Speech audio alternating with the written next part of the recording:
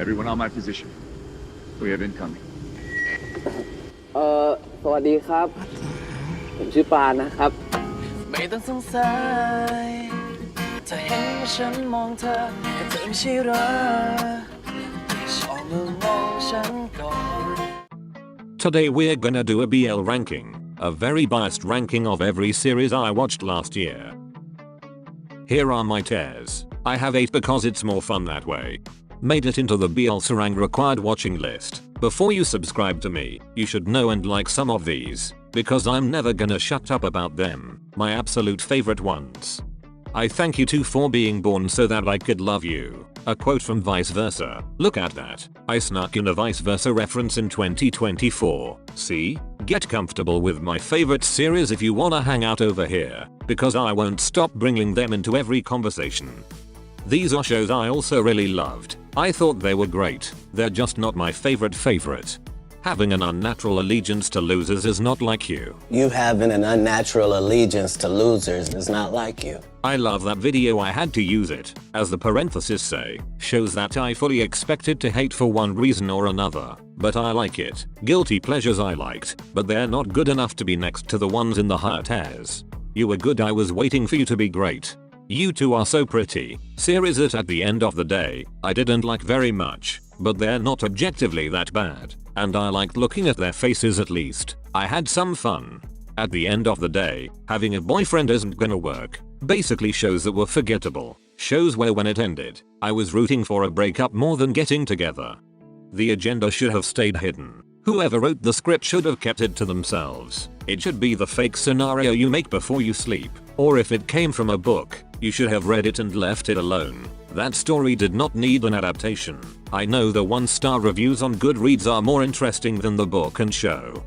Then finally, started in 2023, will end in 2024, I don't know yet. For shows I wanted to mention I started watching in 2023, but they either are still airing through the new year, or I just didn't have time to binge it before the year ended. We can start there. Absolute Zero, The Sign, Last Twilight, and Cherry Magic Thailand. As for Absolute Zero, I read the book a few years ago and loved it, but I never wanted an adaptation, so I've been hesitant to watch past episode 1. I do want to go back to it at some point. I just have a feeling I won't like it as much as I liked the book. The series might even make me like the book less. That story feels like it works better on paper than live action, but we'll see. I haven't seen enough of the TV show to review it. The Sign. As of now, I've only seen the first 2 episodes. I actually really like it so far. The camera work and editing is really good, and they set up the plot really well. I want to see how it goes. I've seen some spoilers already, but it only made me want to watch more. I want to see what my opinions are gonna be. Then of course Last Twilight. I can and most likely will put it in my required watch list. I just like to be sure and I can't be until I've seen all 12 eps. Morkday's love story will go down in history as one of the sweetest and most romantic. Cherry Magic Thailand. I cannot figure out how I feel about it. I'm leaning towards not liking this basically at all, but I need to see more, and I need to rewatch the Japanese version. Now let's rank the rest of the shows. My School President. It's not a large-scale series. Simple story and production. The high school life of kids, love and dreams. This series is proof that all you need is a good story in the hands of a good director who understands it. The actors elevate its beauty. A soundtrack I still listen to a year later. An incredible show. Never Let Me Go. It was good. I was waiting for it to be great. The tier name kind of perfectly explains how I felt. The core plot of the show was good. The acting was fine. But there was always something that could have been better. A storyline that could have gone deeper. Between Us. So disappointing. In 2019 I liked Until We Meet Again. I wanted more Win Team. I couldn't wait for Between Us when it was confirmed. The long wait made me lose interest, and I've just aged out of this series and characters. It was enjoyable when I was a teenager and we didn't have as many BLs. If I watch Until We Meet Again now as an adult, and after so many better shows have come out, it would not hit the same. Individual circumstances. Originally I had a tier called I Watched This, and this show was in there, because I don't really remember it and it feels unfair, but I remember liking the premise in the first few episodes, and not caring about it at all by the end. So there it goes. End of the World with You. This was good. It's just so dark and hits me on such a personal level that I had a hard time watching. It could objectively be in the tier above, because the message of the series is wonderfully done. But this is a ranking on personal enjoyment. And it was good, but I don't even want to think about it. My Beautiful Man 2. This was also gonna go in that I watched this tier. Both seasons left my mind the second I finished them. Everyone loves this series, but it just never did anything for me, I guess. I watched both seasons, but I could not tell you what it's about, or even the characters' names. Sorry, I know all you love it. Moonlight Chicken. Incredible. The more time that passes, the more I appreciate this show. I said in my review, Moonlight Chicken has something for everyone. Each of the couples has their own storylines for the audience to connect with. It's all about which story resonates with you, and depending on where you are in life, a different story may stand out. I personally was a Heartly Ming girl. If we were ranking ships of the year and not the series as a whole, Heartly Ming are probably my #1 favorite from the year. But all the couples and characters added value. Nothing was pointless. Actually, in the life I've experienced since Moonlight Chicken aired, I think I relate to Guy Parr's storyline the most now. That's what really bumped the series up from a 4 to a 5 star for me. I said it's all about what you connect with, and I proved that to myself. It's wonderfully written. The Day I Loved You. Low budget Filipino heartstopper. Oh, I love you. You broke my heart and put it back together. Beautiful show. Please watch it. Not enough people talk about this one. Jacko Frost. Short and sweet. It held my interest all the way through, which this year was something I struggled with. I watched a lot, but I took a long break between episodes for most of them. Ritsu and Fumiya kept me hooked. It's a great series to watch in winter if you need something to watch right now. All the winter vibes and a good story.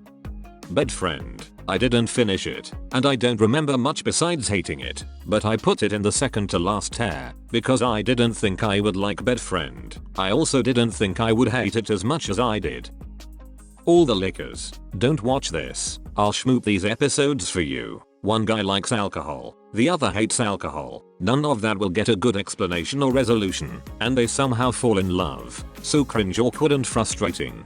A Boss and a Babe. Force book are so pretty, I have to watch everything they're in, even though I've disliked every single project. A Boss and a Babe is their best work so far though. It's watchable. I liked it more than I thought I would, but it's still frustrating and boring at parts. I would never rewatch. I don't really think about these characters, but I didn't hate my time watching it. It's fine. The parts I had a problem with outweigh the good though.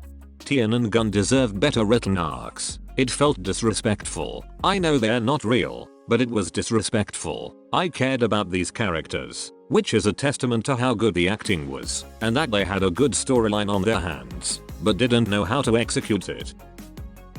Our Dating Sim. I love this. I've had such a strong urge to rewatch lately. I love Kite and One so much. The right person, wrong time, second chance type thing they have. They made use of that 8-episode run. It didn't feel too short. Of course I would love to see more of these too, but they really used every minute they had to tell this story completely. I felt satisfied after watching it. So well paced, so well acted. They kept the cast small and it worked. It didn't make the series feel claustrophobic or low budget. It just worked. Everything worked. A Shoulder to Cry On. You're so pretty. Omega X, I love you. Yechan, you're everything to me. Daryl and Taehan, you both should be in therapy.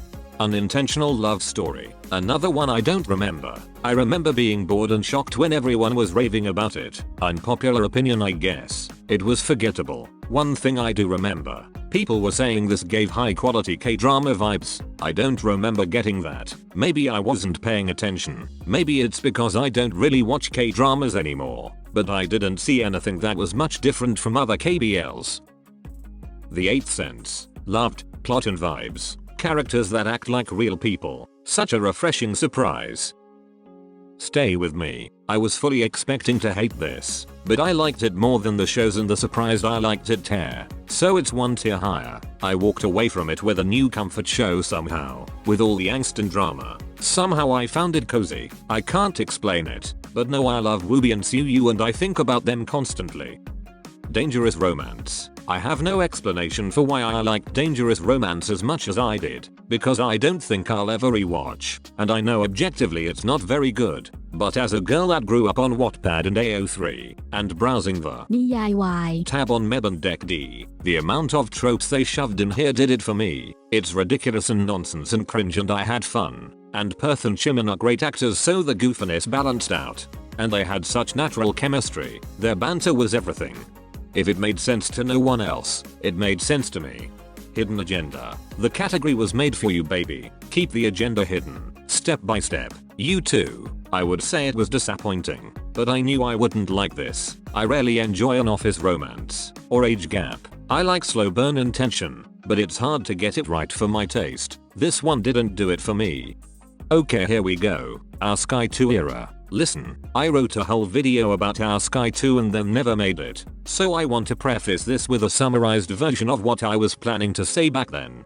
Our Skyy 2 was my second to least anticipated project from GMM's 2023 lineup. It was a step above Cherry Magic Thailand, and that's purely because Cherry Magic didn't get a pilot trailer, so technically this was tied for least anticipated. I thought we left our Skyy in 2018. I was shocked to see GMMTV revive it, even though it makes sense to do this for all the new couples. I just didn't think they would. That being said, I was still curious. I don't take our Skyy as seriously as some of you. That's what sparked the video I was gonna make. Too many people were genuinely angry and annoying about the Our Skyy 2 episodes. This is basically fanfiction. I don't consider Our Skyy canon. It's a weird concept in general. Some of them seem like completely plausible continuations from where the original series left off, and some are just pure nonsense for fun and fan service. The video I wrote was supposed to be called Our Skyy 2 wasn't bad, you all just hate fun. But apparently I'm you all. I still stand by my point though. These are all silly stories that are not meant to be taken seriously. But if we're basing this on personal enjoyment, I don't know where else to put them if not the bottom tier. If I didn't like the original show or characters, I'm not looking for fanfic and fan service from them. So of course I didn't like those. Our Skyy vice versa, however. Do you know who I am? Anything related to vice versa doesn't belong anywhere but the top. Who until a dad cosplay? Jigsaw? Yup. Our Skyy, my school president. Our natural allegiance to losers is unlike you, because if this was anyone else, I would hate it so much. But it's like what I said in my casual intimacy in BL video. My school president made such an impact with these characters. You can put them in any situation and it's enjoyable. My school president characters are the perfect example of what makes something like Our Skyy such a fun project. If you grew up on fanfic, you understand the feeling of liking a ship so much, you could read every fic under their tag and be entertained. Even when you get some bad ones, it's about your comfort characters. You'll still read the whole thing because it's them, and it'll still be entertaining to an extent. If you use a couple that was well fleshed out in their series, when they made a connection with the audience, you can make up whatever nonsense you want and I'll eat it up. The characters just have that magic. Was the my school president Our Skyy concept lazy and stupid? Yep. Did I have the time of my life seeing these characters again? Absolutely. And the OST for the MSP episode is the only good one. But we already knew that it's a my school president song. The Tale of Thousand Stars and Bad Buddy crossover was crazy. The drama surrounding these episodes was wild. Then the confirmation that the crossover was happening. เกิดอะไรขึ้นอ่ะเฮ้ยคุณถอยไปก่อนคุณเป็นหมอหรือไงผมชื่อเทียนเป็นครูอาสาที่นี่คุณนั่นแหละเป็นใคร It was fun and almost made me cry. I didn't know I cared about them like that. Only Friends. You guys know I don't like Only Friends. It had its moments, so it's not in the worst tier, but it really wasn't worth the hype. Our dining table. I love this so much. If you need something sweet to lift your mood, this would be my recommendation. June and June. What the hell was that? I was gonna put them in You're So Pretty, because they're so gorgeous and that's the main reason I tuned in. But it's not good enough to sit next to the shows in that tier. Be My Favorite. Be My Favorite feels like rereading a book that you know has a sad ending. Even though the series has a happy ending, watching this show just gives me that feeling in my soul. If you're the type of person to have an existential crisis about all your life decisions, that hopefulness and fear of what life is, this show is for us. It's like the love of Kawi and Bisang. Even if you don't know how things will end, the journey there is worth it. What's to regret? Because they are each other's most rightest thing. Why a Korean remake? Did anyone ask for this? The original wasn't great to begin with. I don't need a lower budget new version. Laplu started off unique and interesting, fell off so bad. Sing My Crush, a perfect light easy feel good watch. I call it the Korean MSP, even though it's really not that similar, but like Tell Me Hante is not Tin's less talented Korean cousin. Love Tractor, I have to admit, this was also in the I watched this tear. Maybe it shouldn't have been, because if I really think about it, I can remember more than other shows. I really liked the first few episodes, but it was just a show. It's fine. It didn't stand out. I never think about it, and I know if I don't rewatch, I'll completely forget about these characters, and I have no desire to rewatch. So yeah. Starstruck, I don't understand why this was made. Awful. Love Class 2. If I had to break it down per couple, some storylines were more enjoyable than others, but overall, I had fun. It's a decent show if you're looking for some good old mindless entertainment. Love in Translation. Language barrier trope will always be superior. I like this a lot more than I thought I would.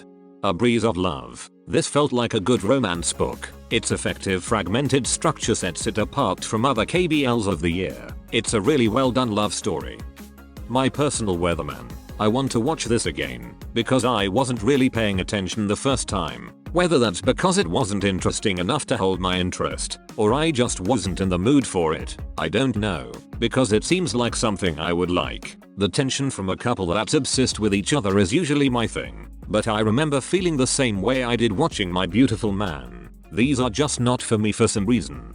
I Feel You Linger in the Air. It doesn't even feel right that this is on this list. Next to some of these snores, I Feel You Linger in the Air is too well crafted. Even if somehow you don't like it, you can sit there and tell me objectively, I Feel You Linger in the Air is amazing. Because it just is. The show's attention to detail will never not impress me. I love historical romance. They are hard to do well. This one does everything right. If you are familiar with Thai culture and history, it will add a whole new level of appreciation for this series. From the specific word choices, the dialect, it was so good for my soul. I connected with this story and these characters like nothing before.